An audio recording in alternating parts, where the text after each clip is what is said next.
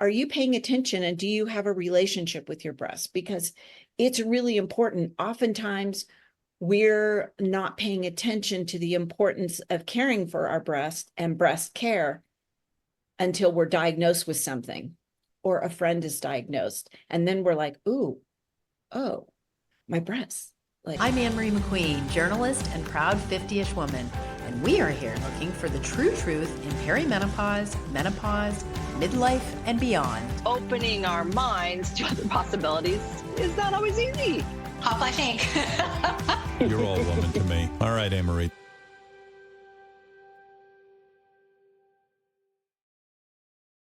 Hi, everyone. Welcome to the Hotflash Inc. podcast. Today, I am talking to Diane Wist, CEO of Violet Daily. Violet Daily makes a molecular iodine supplement, something you take daily that relieves breast pain, swelling, and hardness, and supports breast health over time.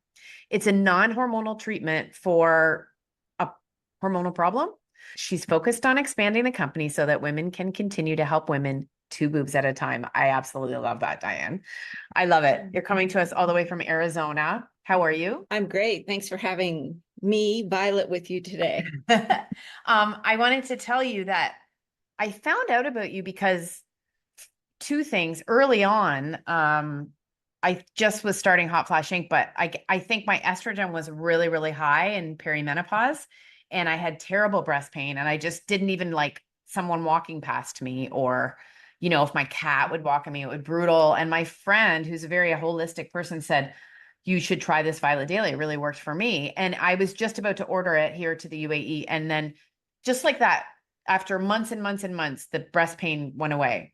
And then later on Hotflash Inc., a woman wrote to me about breast pain. And I said to her, try Violet Daily, but make sure you tell me. And what happened? And she came back with the most glowing review of what it did for her. And so I'm just so curious about all of it, because it seems like you're really doing something to help a problem. And when your breasts hurt, it is absolutely all encompassing. Do you hear this from your customers? Absolutely. It is the single repeated story, obviously always different because everybody's body is different. But it is the single thing that just keeps me hitting the pavement and really needing to talk more about it. I think really it starts with, our demographic, or our avatar for Violet really was, and our clinical trial, really, it revolved around childbearing women. So it was in that sort of phase of life. But what we're finding currently, the majority of our women in our community are women who are in perimenopause, menopause, and postmenopausal. I think that's for multiple reasons, but it still just circles us back that Violet really is a solution for the lifespan of women. When they start their menstrual cycle to postmenopausal, they're not menstruating, but they're still having cyclical breast pain. I think that in my life, I had breast pain probably every month, but I just didn't pay attention to it. How much do you think women pay attention to how much their breasts hurt? Do you have a handle on that? Well, I think we're told from the very beginning, we start our menstrual cycle and our mother will tell us, oh, that's just part of being a woman. And you just sort of live with it. And now I think I know for, like podcasts like you, women like you, we're really talking about the cycles of life for women. And really, we're becoming educated around our needs as women. And I think that doctors have said, take an aspirin, I'll see you next year, kind of deal. Just live with it. It's part of being a woman. And I'm here to say, yes, it is a beautiful part of being a woman. Yes, it's painful, but we are the solution. You do not need to be living with cyclical breast pain. You don't. There's a solution. There's a proven solution. And time again, I just love hearing what it's done for women. I just had a woman write to me last week, and she said, I found out about your product.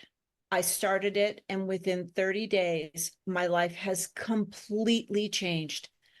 I can't begin to thank you from head to toe, like what it's done. I mean, some women, like you said, I mean, they can't wear a shirt, they can't wear a bra. It's debilitating. Oftentimes women take time off of work because they're in so much pain.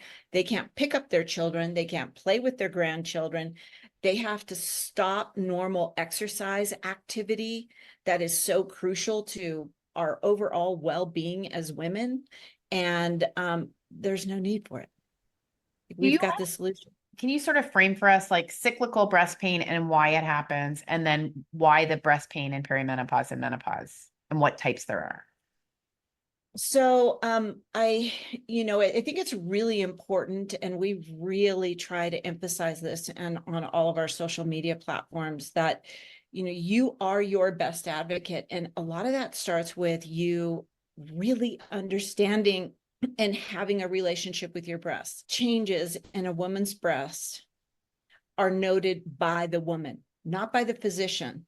So I think it's really important that women are checking their breasts, are monitoring their breasts. There's some really great apps out there that really allow you to track not only your menstrual cycle, but changes that are happening.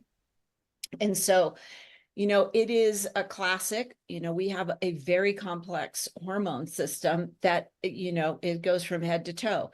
And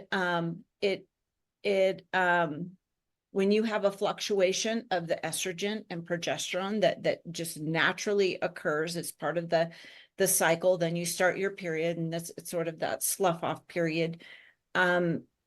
We experience this surge of hormone fluctuation, and in comes the breast pain, the swelling, the achy, the tenderness.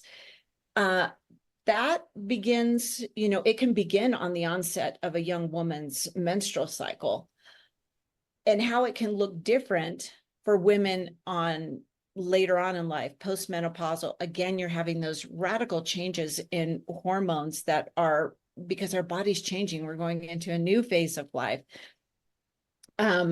But also with the introduction of hormone therapy. So that oftentimes will be a trigger. Women can be in perimenopause, not having any symptoms. They get on some kind of hormone therapy, and all of a sudden there goes the ups and downs of the hormone fluctuation, and here comes breast pain. Oh. And so I do have a physician that I shouldn't say I have quite a few physicians who actually, any woman that they put on any kind of hormone therapy, they put them on Violet Daily, just as protocol. The dose can vary, but I think also it's not only looking at a lot of my messaging lately has been, breast cancer is really on the rise for women, and it's happening at a much younger age. And so iodine is needed for every cell in the body, and it's anti-proliferative. So it helps to create and combat inflammation, which is a lot of what's going on in the breast when they're cycling. And so really there are benefits to taking Violet. It's really interesting. We had a booth at an women's marathon race. And I would watch the women walk by, and they would see the banner, do your breasts hurt or whatever? And they'd be like, no, not me. And they would keep walking. And some of them I'd start to grab them, and I'm like, are you paying attention, and do you have a relationship with your breasts? Because it's really important. Oftentimes we're not paying attention to the importance of caring for our breast and breast care until we're diagnosed with something, or a friend is diagnosed. And then we're like, oh, my breasts, like, what should I be doing? What could I be doing from a preventative standpoint that would help to promote healthy breast tissue? So I think it's like I just want to say women who have breasts, like, and then not only that, but it's the whole hormone system. I mean, we know iodine is beneficial to the ovaries, the whole endocrine system, quite honestly. It's an essential mineral. So how does it work? Well, our particular formula, which is different than anything because we're patent protected, we are a molecular iodine, which is a combination of iodide and iodate. And the formulation of it, most iodines that are on the market, you have to be very cautious of your thyroid. That's not to say that by taking Violet, you shouldn't be cautious. You need to know that your thyroid is in good working condition before taking it. If you have a thyroid condition or you have a family history of a thyroid condition, Violet might not be for you. I mean, or you need to proceed with caution, or you need to proceed under the guidance of your physician. But our particular formula, you take it and it's the acid in the stomach that actually makes it sort of come alive. It disperses into the areas of the body that's needed. And then what is excess, you just eliminate out. And we say it's Violet daily. Violet, it's the color of iodine, and daily because you really consistently on an empty stomach is how it's most effective. Okay. And with the thyroid, can you just explain a little bit of why that might be tricky? Is it low thyroid? Is it overactive? Is it Hashimoto's? Like what? Did you know I also have a Substack? That's just a fancy way of saying I have a newsletter. But listen, it's not like every other newsletter. I am the only journalist in the world who's made menopause my beat. And each week I share research, news, products, tips, and tricks from the world of menopause and midlife. Sometimes I even write an essay. Hotflash Inc. on Substack is where I pull together everything that's here and in the menosphere, and I break it down just for you, so that we can try and make sense of it all and figure out what to do together in real time. Join more than 5,000 women practitioners, CEOs, and more, and become a subscriber today. You can get my podcast as well as special video and audio drops you can't get anywhere else. Sign up today at hotflashinc.substack. All the above. Okay. And so most iodines on the market, well, I should say iodine on the market, are known to be thyroid toxic. So you have to be careful. Ours is not. Not that you can't uptake it, because if you have something going on, it probably means you are iodine deficient, which we can safely say we're pretty much as a society, we are iodine deficient. I mean, we're seeing it in the studies overall. Thyroid disease is going way up. That's attributed to iodine deficiency. Breast cancer is going up. Breast dysfunction, we can even just say that, all kinds of breast stuff is going up. That's related to iodine deficiency. And even ovarian cancer is on the rise. And that can be related to iodine deficiency. Also for men. I mean, I have men who are on the product as well, because it's directly related to the health of the prostate.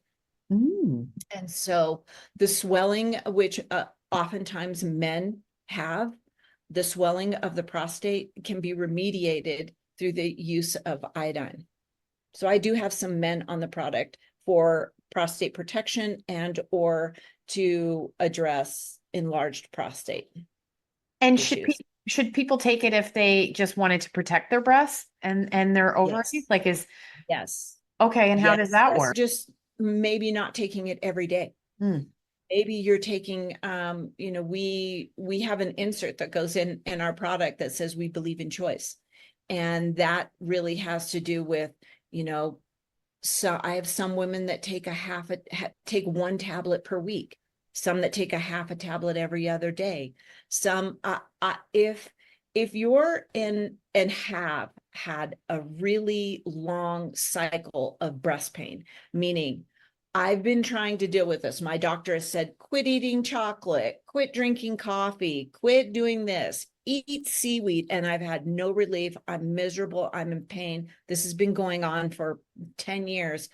I will often, if I get a chance to talk to them, I will say, okay, you've got a really ingrained pain pathway around this breast pain. So it may take us a bit to break up that cycle and break up the tissue, because it's a lot of women have lumps and cysts that develop that of course create a great big scare. But oftentimes with steady use of violet, you'll see those cysts disappear. You'll see the lumpiness disappear, but everyone's different. So if you're not having any cyclical pain, but you, as from a preventative standpoint, I mean, that you have lots of options. 1 tablet a week, a half a tablet every other day, a half a tablet a week. It really, I leave that up to the individual and their physician to sort of make those determinations. You talked about the pain pathway. I haven't heard that before, but I kind of know what you mean, but what do you mean when you say you have a pain pathway? You've been having this pain for a long time. What does that mean? Well, when you, our brain's involved in everything, right? So we're always sending messages up to the brain and then the brain back. So when some women just will have painful swollen breasts just leading up to their menstrual cycle, maybe the first few days of it, and then it sort of dissipates. Some women don't ever get relief. They have it every day of the month. So those women have a pain pathway from the brain to the breast that is far deeper ingrained, right? And so it's the body talking to itself. And so it's this loop and for some women, they never get any relief. And so they're going to be a little bit that cycle might be harder to break. Yeah, I get it, because you're feeling the pain and that becomes familiar to you. And then you're worrying and always thinking about the pain. When something on your body hurts, you're just obsessing about it. And so that's the pain pathway. That is so interesting. You mentioned before that people aren't connected to their breasts. I think this is a problem for a lot of us with our whole body, right? Like I'm working on my gut health, and I was talking to a friend who's cleared up her gut health, and we're just saying, like, is it because we're more healthy that we notice the foods, or did we just like eat and just suffer and not really pay attention, right? I don't know. What do you think about when women hit perimenopause, how much we've been doing that with our various body parts? I really think that women have been short-sighted in a lot of things. I mean, we can go down that rabbit hole of research. So much of the research is done really exclusively on men. Obviously, that's changing, thankfully. But I think that we've become professional women, and we're moms, and we're aspiring to do bigger and bigger things. And I believe that our body is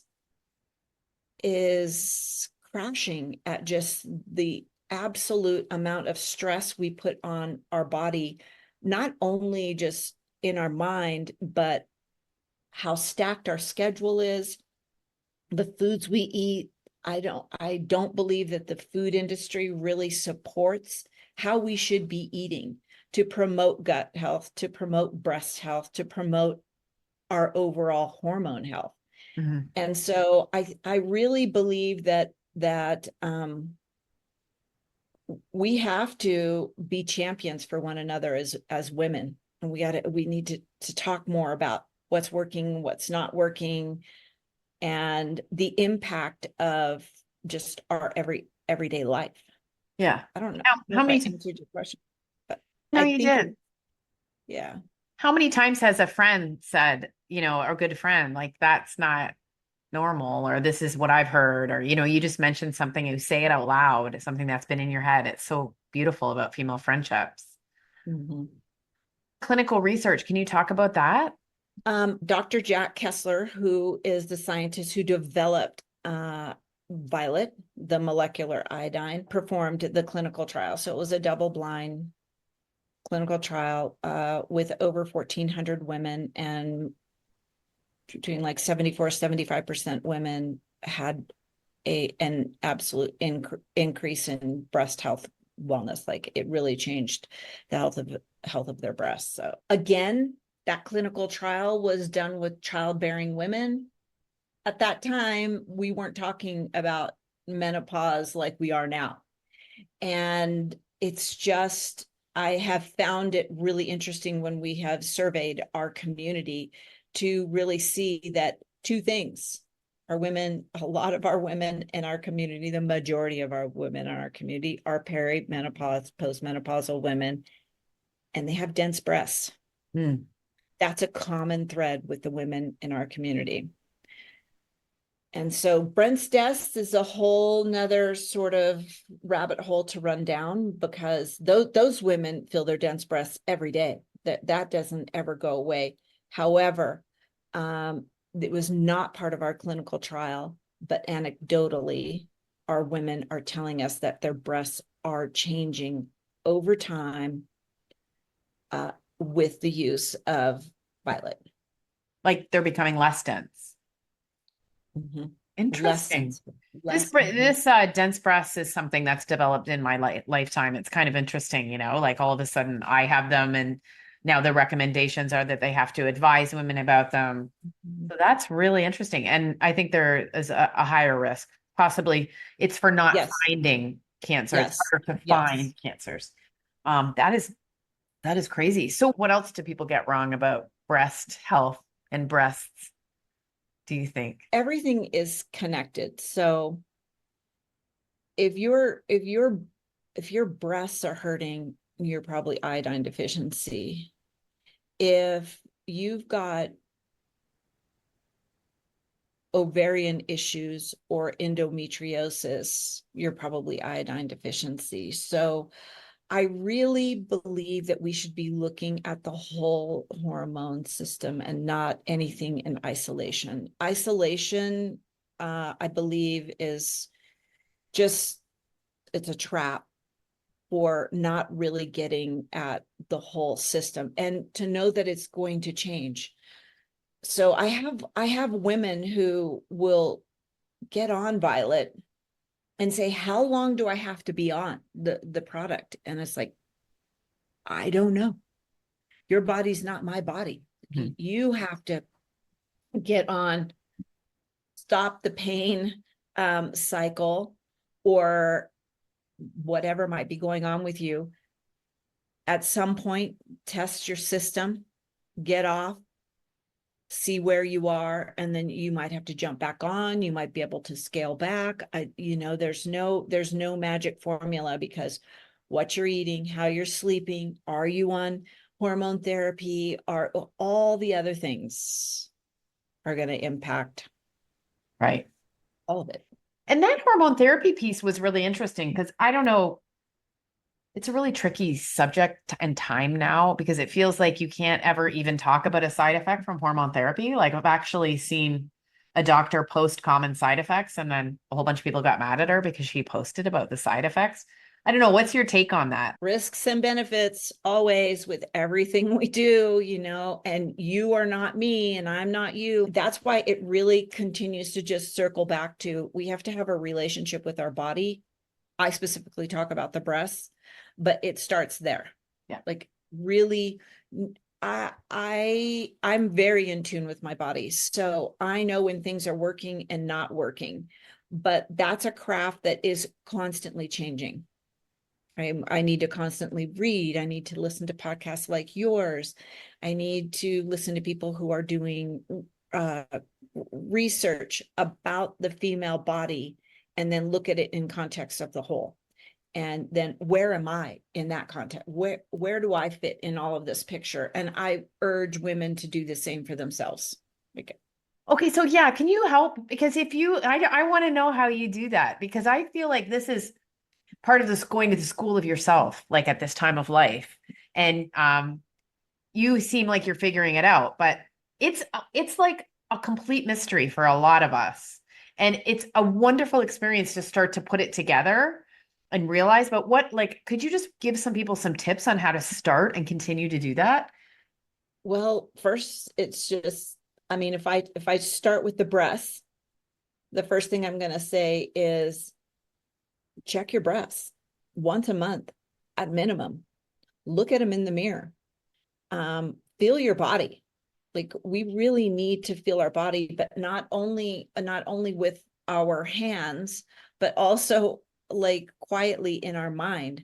Like, really feel what is, I think it's being educated, surrounding yourself around things that resonate with you. When something doesn't resonate with you, just pay attention to that and then listen to the next person. And if you're seeing a common thread that this person said this and this person said this and this, and they're all, the message is sort of generally the same and it doesn't resonate with me, then it probably just doesn't resonate with you. And I think that and then I think it's being open to your mind being changed. And then it's open to advocating for yourself. We have to advocate for ourselves. You go into the doctor's office, they do not know your body better than you do, period. There's no way you know better. But you have to go in armed. You have to go in with a list of questions. You have to ask questions. You have to question whatever hard statement they might say to you or give to you. We have to advocate for ourselves. Have to. Now, this is so hard in this world because everything in this world is saying to trust people outside of you. You can't trust yourself. Like, this is what I find, because I've been learning to do this. And now it's so obvious to me how many people are trying to get you to not trust yourself. I saw a doctor who's like really popular on social media say menopause symptoms are like the check engine light in your car. And I thought, yeah, I think that's true. You know, if you're having really severe menopause symptoms, the evidence is starting to show that it's linked to larger problems and it's time to, look at it. But then she said the women I worry about are the ones who don't have menopause symptoms because their check engine light isn't on. And I was like, what are you talking about? That you're trying to scare people who have no symptoms. That's just one example of the kind of thing that's coming at us, right? So I'll give you a little personal side note that really everything is connected. I'm not sure how this one is connected, but it's real. I am having some blood sugar issues, Okay. which is, classically, you could probably just call it insulin resistance. And I'm very postmenopausal. I'm 60. I went into menopause at 37. Okay. So, and I didn't go perimenopause, menopause. I just hard stop. That was it. It just came to an end. But now at age 60, I'm dealing with this metabolic issue, which I truly believe is just a late function of where my body is, having been in menopause for so long and probably being undiagnosed, because at the time I probably had the doctor I'm working with now said to me, I think you had PCOS. And I'm like, I did. I had PCOS. And so now when you trace back, I mean, who was it? Somebody I saw on social media today wrote, your problem today was created, at age 27 or whatever. Yeah. And it is true. And so now I'm going to circle back to the importance of breast health. You may not think you have a problem today, but how what you do to advocate for yourself, whether it is drinking more water, walking every day, or taking Violet daily every day, you're going to see the results of that 10 years from now. Yeah. I mean, Yeah. we're creating our reality for 10 years from now, and our reality of today was created 10 or 20 years from now. So, so what do I really want? I want women to be proactive, because prevention is the cure, period. Yeah. So I want to talk to that 18-year-old and say, protecting and having a relationship with your brush is critical, because you'll need that 10 years from now, 20 years from now, 30 years. I want to talk to that menopausal woman and say, look back on your life. What were you doing? And what were your habits? And what do you need to change today, so that 10 years from now, you're looking back and going, I made some good changes. I changed the trajectory of X, Y, and Z. Yeah. I'm always trying to think of ways to get women in their 30s to think about perimenopause and make some changes so that you don't hit a wall and you feel like you have to change everything at once. Absolutely. Absolutely. We've yet to tap into that audience. Not to say that I'm not talking to them, because for sure we are, and we've got enough of them in our community, but I really need to hit that community, because that's the 60-year-old me helping to heal the 20-year-old me, right? That's the best. That's the best thing I can do. Yeah. Yeah. Okay. So you're hoping to expand, you've got expansion plans. How do you fit in the perimenopause business landscape? We see telehealth for hormone therapy. We see gadgets and gizmos. We see supplements. How are you fitting into that sort of gold rush that's happening? That's a really great question. I think it's really just continuing the conversation, being part of the conversation, talking to people like you who are in the industry. I think that, you can look anywhere from medical to health and fitness, people who are helping women, even, with PCOS, or women who are beginning the hormone therapy pathway. It's just reaching and talking to women, and just talking to women, right? I don't know, if I grab a 20-year-old, hopefully she says something to her mom who's 50. And if the 50-year-old mom, I will say I have quite a few mother daughters in the community, which is a great thing. So I hope to expand the conversation. I hope doctors will start to recognize that, yes, maybe we're acting like it's not a big deal, but quite honestly, fibrocystic breast condition is a precursor to breast cancer, period. The research tells us that. It shows us that. Violet it went through phase 1, phase 2 clinical trials. It was actually headed to be an RX for breast cancer. That was that was the end point. And it takes a lot of money. So that ship was abandoned. We're now a nutraceutical and or supplement that just happens to have clinical trials to back it, like most supplements do not. And we gotta spread the goodwill. I'm hoping people like yourself will introduce me to then the next layer of people who want to have this discussion. Then they'll say, hey, you got to talk to this gal, because we have to help each other. Yeah. I don't care the choice you make, whether you take it, don't take it, whether you take it every day, whether you take it once a week, whether you take a half tub. I'm saying, wake up to the fact that be proactive, be preventative. Prevention is the cure. Any tips for women, since you're on the other side? Did you have a hard menopause? You said it just happened like that. Any tips for how to get through it? My menopause was very different. At 37 I was actually trying to get pregnant. Oh. And so mine was a very different. I never had night sweats, I never had any of those symptoms. I just had the absolute abrupt stop of a cycle that I loved in my life.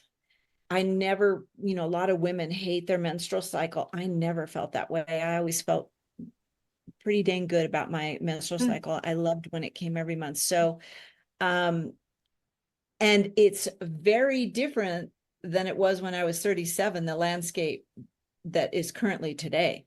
I've learned a lot now listening to all the information that's out there so readily available and reflecting back and going, oh, and so I think it's really just listening. If there's anything, women, I would ask, your body is always talking to you. Always. Right. And if you're too busy, you're not going to hear it. And if you're too busy or you're too stressed, the knock will get louder. It will become a pound. It will become breaking the door down. So back off to go forward, like really, honestly. I love it. That's an amazing tip. Everyone needs to hear that, including me. Yeah. Yeah. It is true. That's awesome. Well, you're doing great things, Diane, and I'm really excited to hear where you go and see what you do. And it is nice to talk about a supplement with clinical research behind it, because otherwise the argument is that we don't have any research for it. I mean, honestly, there isn't, we are it. When anybody speaks, and there are clinical trials, there's research, you can Google it. There's lots of research, and they'll compare the typical, I'm not going to name anything, typical that individuals will go on, and to a molecular iodine, which is us, and we are the most effective and the most beneficial and the most sought after form of iodine. I wish I'd heard about you earlier. And I think that the research is still putting this all together, but there has to be a link between just the explosion in chronic disease and cancers and everything else. So anything that helps is good. I think if I had to leave and go off on an island and I could only take one supplement with me, it would be iodine, because of what it feeds in every cell of the body. That would be it. And I'm not saying, one versus the other. And I'm not saying that just because it's violet. I'm saying because we know that. Yeah. It's a little Google research away to know that iodine is essential for every cell in your body. Do you have people with thyroid problems who take it? Yes. Actually, I've had women who have taken it and healed their thyroid. So what's going on there? That's why I'm confused. Like, well, if you're iodine deficient, you have to be careful. And I'm always cautious, because there's a liquid iodine that a lot of women will use, but you really can destroy your thyroid. You have to have a carrier. You have to have dosage properly. The iodine has been used to heal the thyroid in many settings. It's typically in the natural setting, naturopathic doctors. I don't want to speak too heavily to it, because individuals really need to be under the supervision of their doctor. Right. If you came to me and said, I have a thyroid issue and I know iodine will heal my thyroid, I would say, you're probably right. However, you really need to be under the supervision of your doctor. It's just not something to mess around with. Got you. Dr. Laura Bryden has done quite a few articles. She really has a love for Violet Daily, and she's done quite a few articles about iodine, the importance of iodine in the whole hormone system, what she uses it for in her clients or patients, and she just straight up names Violet Daily, and I respect her work. Yeah, me too. You couldn't have a better person on your side, really, if you were selling a product. Way to go. Yeah. Okay. Thank you so much, Diane. I appreciate Thank you so much. Thank you, Anne Marie. Hotflash Inc. was created and is hosted by Anne Marie McQueen, produced and edited by Sonia Mack. The information contained in this podcast is intended for informational purposes only and is not intended for the purpose of diagnosing, treating, curing, or preventing any disease. Before using any products referenced on the podcast, consult with your healthcare provider, read all labels, and heed all directions and cautions that accompany the products. Information received through the podcast should not be used in place of a consultation or advice from a healthcare provider. If you suspect you have a medical problem, i.e. menopause or anything else, or any healthcare questions, please promptly see your healthcare provider. This podcast, including Anne Marie McQueen and any producers or editors, disclaim any responsibility from any possible adverse effects from the use of any information contained herein. Opinions of guests on this podcast are their own, and the podcast does not endorse or accept responsibility for statements made by guests. This podcast does not make any representations or warranties about a guest's qualifications or credibility. This podcast may contain paid endorsements and advertisements for products or services. Individuals on this podcast may have direct or indirect financial interest in products or services referred to herein. This podcast is owned by Hotflash Inc. Media.